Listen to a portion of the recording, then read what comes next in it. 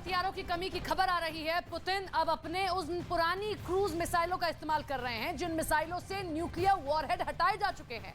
Report के मुताबिक Putin ने महायुद्ध में अब तक रूस की 1/4 हथियारों का जखीरा खत्म कर दिया है। रूस यूक्रेन युद्ध पर यह बड़ी खबर आप देख रहे हैं। तो यही वजह है कि पुतिन को अब ईरान और उत्तर कोरिया जैसे देशों से हथियार मांगने पड़ रहे हैं। ईरान ने रूस को 1000 जमीन से जमीन पर मार करने वाली मिसाइलें देने का ऐलान किया है। कहा जा रहा है कि उत्तर कोरिया भी रूस को मिसाइलों की सप्लाई कर रहा है और इस बीच पुतिन के एक संभावित फैसले से रूस में खलबली मच गई है। इस स्पेशल रिपोर्ट में देखिए क्या है पुतिन का यह संभावित फैसला।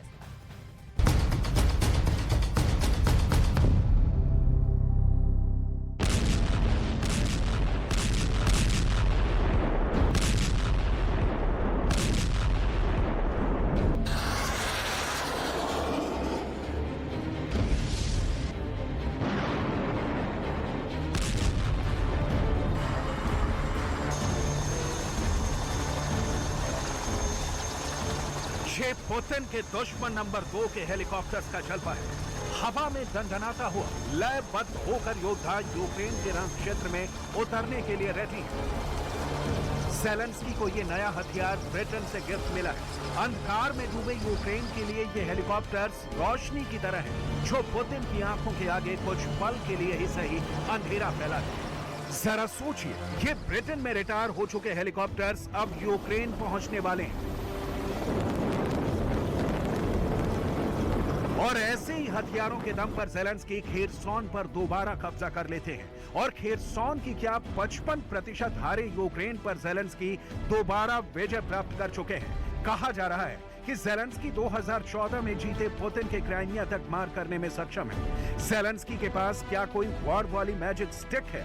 जी नहीं, ज़ेलेंस्की के पास ब्रिटेन जैसा दोस्त है। पिछले हफ्ते ब्रिटेन के प्रधानमंत्री ऋषि सुनक कीव पहुंचे थे। ऐलान किया था ब्रिटेन यूक्रेन को 50 मिलियन पाउंड का रक्षा पैकेज देगा। इनमें 125 एंटी एयरक्राफ्ट बंदूकें और ड्रोन रोधी तकनीक भी शामिल है। इसके अलावा यूक्रेन को दर्जनों रडार और एंटी ड्रोन इलेक्ट्रॉनिक युद्ध क्षमता की भी सप्लाई की जाएगी। इसके पहले इसी महीने ब्रिटेन ने यूक्रेन को 1000 जमीन से हवा में मार करने वाली मिसाइल देने का ऐलान किया है। और इस वक्त आसमान में जिस सी किंग हेलीकॉप्टर के बेड़े को आप देख रहे हैं उसका काम है रेस्क्यू करना। युद्ध में दुश्मन को मारना जितना जरूरी होता है उससे कम जरूरी नहीं होता अपनी सेना को बचाना।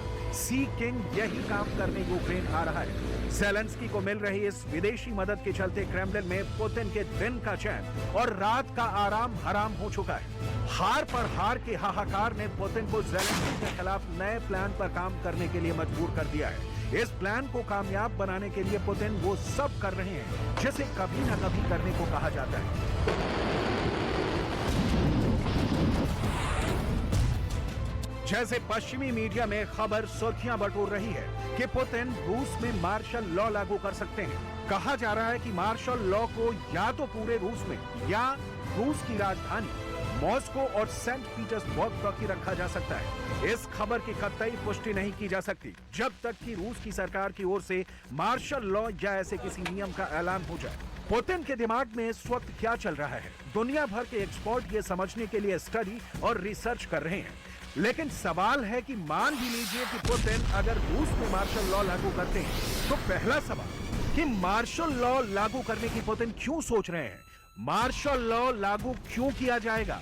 क्या पुतिन यूक्रेन वॉर से उबरने के लिए मार्शल लॉ लागू करने की जरूरत समझते हैं? और सबसे बड़ा सवाल ये कि क्या पुतिन यूक्रेन मोर्चे पर हार रहे हैं? खेरसॉन हाथ से जाने के बाद यूक्रेन पर हमले इसकी गवाही दे रहे हैं। पुतिन पहले से और ज्यादा आक्रामक रुख अख्तियार किए हुए हैं। रूस की मिसाइलों का मुंह यूक्रेन की ओर खोल दिया है।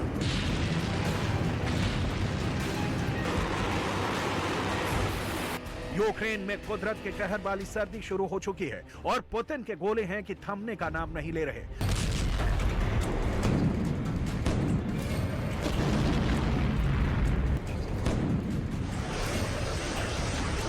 पुतिन के मार्शल लॉ लगाने के पीछे माना जा रहा है कि मूल मकसद है सेना की भर्ती करना। कहा जा रहा है कि पुतिन 20 लाख की सेना तैयार करने के प्लान पर काम कर रहे हैं। इसमें करीब 3 लाख महिलाओं की भर्ती होगी। हालांकि पुतिन के प्रवक्ता दिमित्री पेस्कोव ने ऐसी किसी भी होने वाली घोषणा से इनकार कर दिया है। दलील दी जा रही है कि पुतिन जैसे ही 20 लाख की भर्ती का ऐलान करेंगे, रूस के भीतर कुछ गड़बड़ी भी फैल सकती है।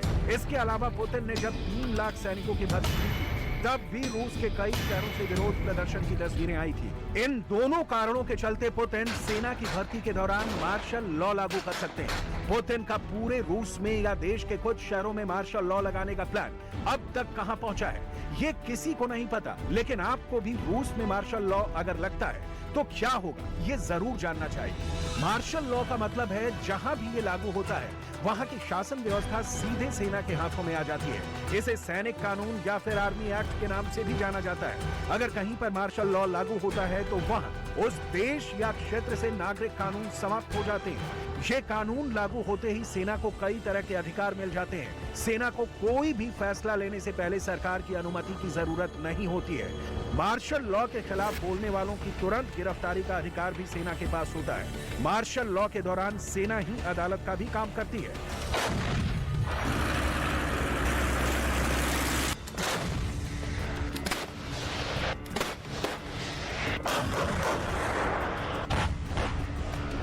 पश्चिमी मीडिया रूस में मार्शल लॉ लगने जैसी अफवाह आशंका क्यों जाहिर कर रही है? इसके पीछे दलील दी जा रही है कि पुतिन यूक्रेन में बहुत बड़ा नुकसान उठा रहे हैं। पश्चिमी मीडिया में कहा जा रहा है कि पुतिन सैनिक और साजो सामान दोनों की कमी से जूझ रहे हैं।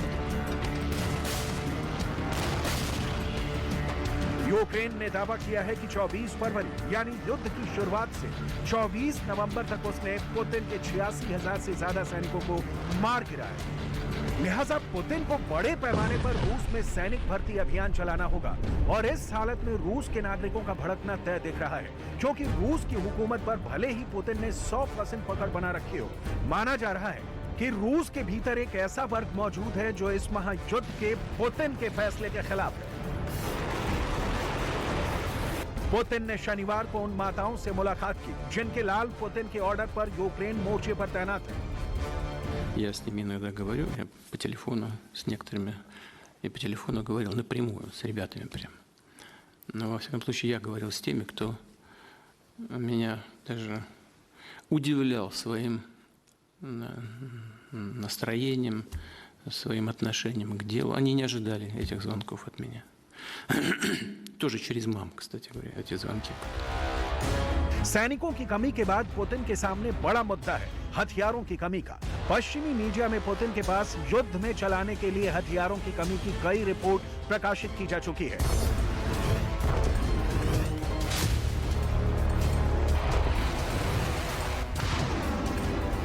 कहा जा रहा है कि पुतिन अब अपने उन पुरानी क्रूज मिसाइलों का इस्तेमाल कर रहे हैं जिन मिसाइलों से न्यूक्लियर वॉर हेड हटाए जा चुके हैं। यूक्रेन ने दावा किया है कि रूस के पास अब 650 के आसपास ही मिसाइलें बची हैं। ये सच है कि पुतिन के टैंकों को ज़ेलेंस्की ने अपनी जमीन पर कब्र बनाकर खड़ा कर दिया।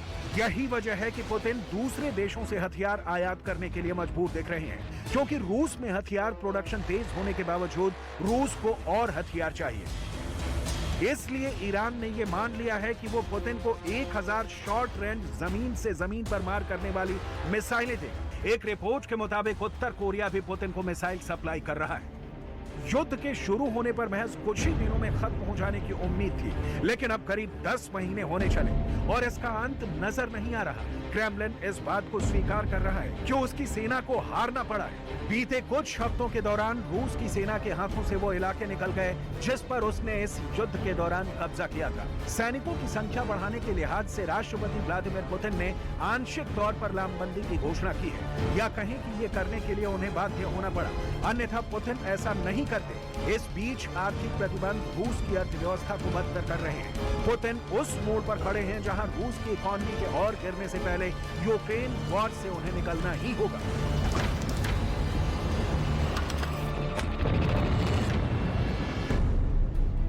पिछले कई सालों में क्रेमलिन ने पुतिन की इमेज मिस्टर स्टेबिलिटी यानी स्थायित्व लाने वालों की तरफ पेश की है। पुतिन की कोशिश रही है कि रूस के लोग इस बात पर विश्वास करें कि जब तक कमान पुतिन के हाथ में है वो सुरक्षित है। लेकिन लंबी चली लड़ाई से रूस के नागरिक भी थक रहे हैं।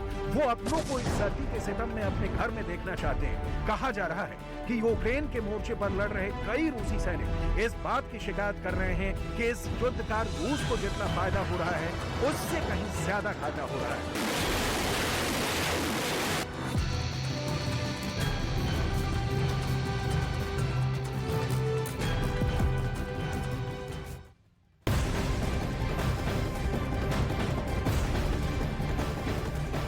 रूस की सेना ने ज़ेलेंस्की के कई फौजी ठिकानों को टारगेट बनाया। जो नई वीडियो सामने आई है उससे पता चलता है कि रूस की आर्टिलरी यूनिट ने यूक्रेन के मिलिट्री अड्डों पर बमबारी की है और इसमें यूक्रेन के कई टैंक, बख्तरबंद गाड़ियां और तोपखानों को नुकसान पहुंचा है।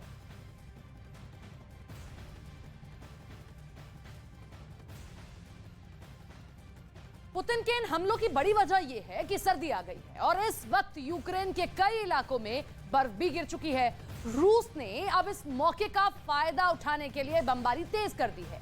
खेरसोन समेत कई इलाकों में इस वक्त बहुत बुरे हालात हैं। ये रिपोर्ट देखेंगे तो आपको ज़ेलेंस्की की बहुत बड़ी मजबूरी का पता चलेगा, जिसका फायदा अब पुतिन उठाने जा रहे हैं।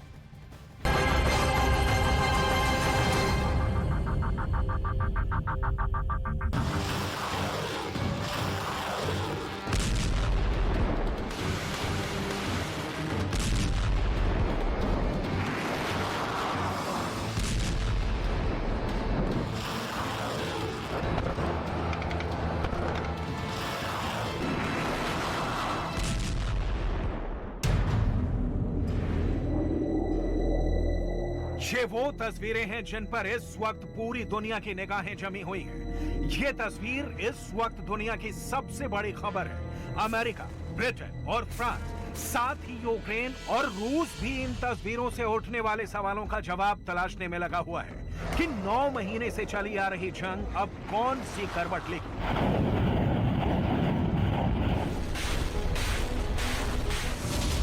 क्या ठंड में खत्म हो जाएगा युद्ध? क्या पुतिन कड़ाके की सर्दी का फायदा उठाएंगे? ठंड में लड़ते हुए कौन किस पर भारी पड़ेगा? आखिर यूक्रेन की ठंड में ऐसा क्या है कि एक्सपर्ट कह रहे हैं कि सर्दी में जंग खत्म हो जाएगी?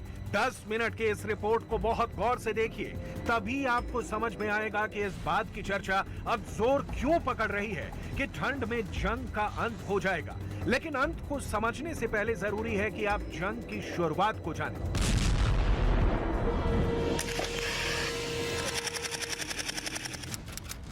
24 फरवरी 2022 दिन गुरुवार। यही वो तारीख थी जब यूक्रेन की जमीन पर रूस ने पहली बार हमला किया था। पहले टैंक से गोले दागे, फिर मिसाइल से फायर किया,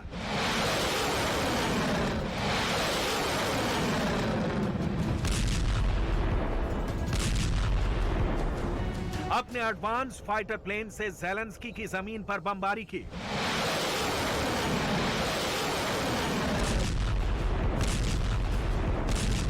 लेकिन यूक्रेन ने रूस की हर ईंट का जवाब पत्थर से दिया।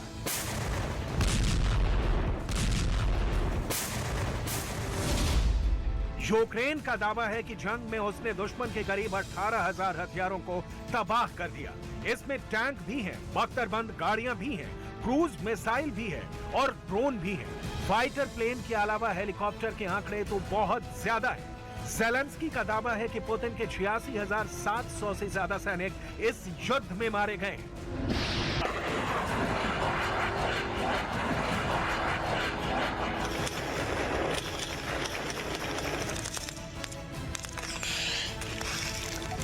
लंबे खिंचते युद्ध और बड़ी तादाद में सैनिकों को होते नुकसान के बाद क्रेमलिन ने ईरान के ड्रोन को जंग के मैदान में उतारने का फैसला किया। पहले शाहिद 136 सुसाइड ड्रोन से यूक्रेन के सैनिक ठिकानों को निशाना बनाया।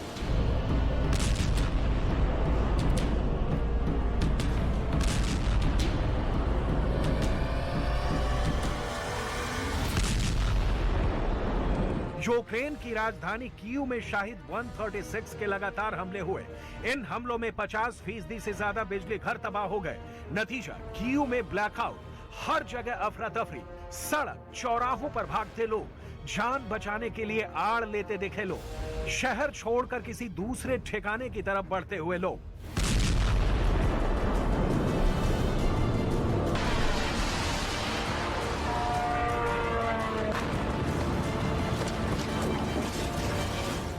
इन तस्वीरों को देखकर ज़ेलेंस्की हैरान हुए, परेशान हुए और फिर ऐसी तस्वीरें दिखाई जिसने मॉस्को से लेकर तेहरान तक बेचैनी वाला सायरन बजा दिया। यूक्रेन के शहरों में सबसे बड़ा खतरा बन चुका ये ड्रोन, जिसे पुतिन का सबसे खतरनाक हिटमैन करार दिया गया, वो अब ज़ेलेंस्की के कदमों में पड़ा था। Вартовим нашого неба. Також дякую всім, хто долучився до збору коштів на ловців ось таких шахедів. Лише на платформі United24 це 665 тисяч людей з 70 країн світу. Спільними силами ми неодмінно будемо підрізати крила всім металевим потворам, скільки би і звідки би їх. रूस ने ईरान से जो ड्रोन लिया, यानी शाहिद 136, उसने पूरे यूक्रेन में ज़ेलेंस्की की बाजी पलट दी थी। अब उसकी लाश ज़ेलेंस्की के कदमों पर पड़ी है और ज़ेलेंस्की एक बार फिर पुतिन को चैलेंज कर रहे हैं। ज़ेलेंस्की ललकार रहे हैं कि जितने हिटमैन रूस भेजेगा उनका यही हश्र होगा। ये पुतिन के हिटमैन को चुन चुन कर खत्म करने का खुल्लम खुल्ला वाला चैलेंज है। पुतिन ने भी ज़ेलेंस्की के चैलेंज को नाक की लड़ाई बना लिया।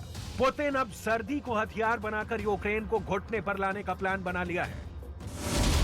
पुतिन चाहते हैं कि यूक्रेन के सभी एनर्जी सप्लाई चेन को बर्बाद कर दिया जाए, खासकर थर्मल पावर को, ताकि जमा देने वाली सर्दी में यूक्रेन के लोगों को दिक्कत हो, उन्हें पावर सप्लाई ना मिले।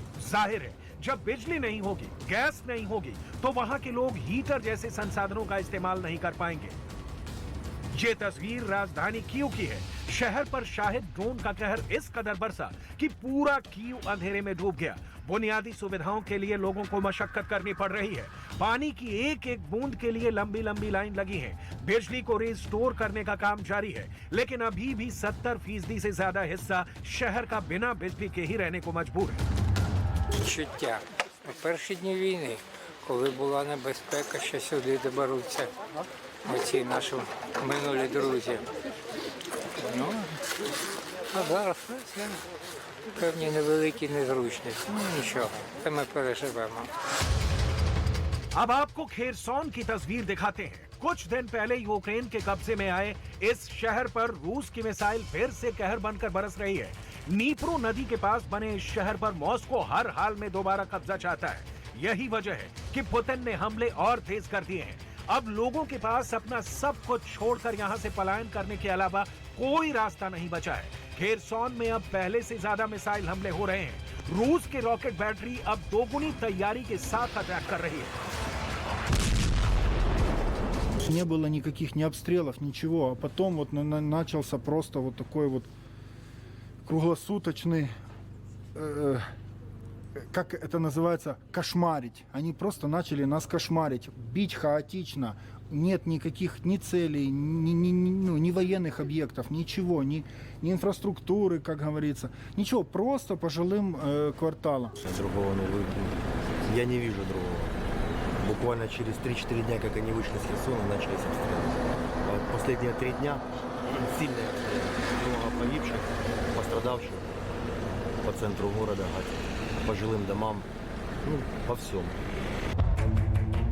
यूक्रेन की मजबूरी, ज़ेलेंस्की के पीछे ना हटने की कसम और इन सब के बीच पुतिन की स्ट्रेटजी यही है कि यूक्रेन के लोगों को बुनियादी सुविधाओं से इस तरह से मरहूम कर दिया जाए कि वो मॉस्को की शर्तों को मनवाने के लिए अपने ही नेता के खिलाफ बगावत कर दें।